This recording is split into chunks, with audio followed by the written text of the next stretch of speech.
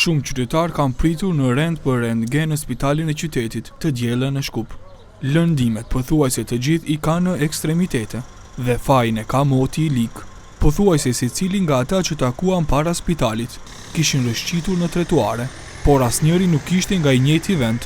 Violeta Janakieva ishte rrezuar në lagjen Aerodrom, përveç se ka thyer kyçin e dorës nga rëshqitja në tretuarin e mbuluar me akull.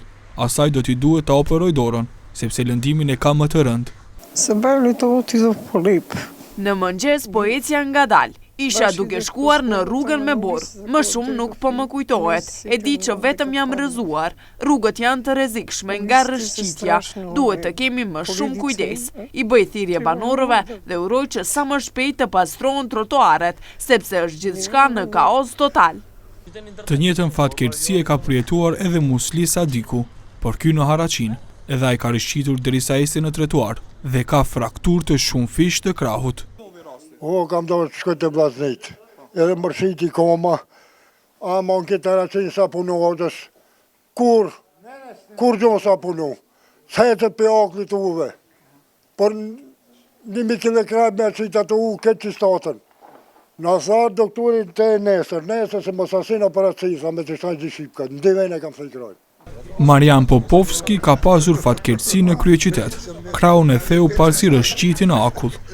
Por në trotuar? Në tretuar isha duke kaluar. Rrugët janë të pastruar, por tretuarët ku banorët ecin në këmbë nuk janë pastruar. Ndërmarrja shtetërore përgjegjëse për pastrimin e tretuareve në kryeqytet, higjiena komunale, thotë se ekipet po punojnë pa ndërprerje.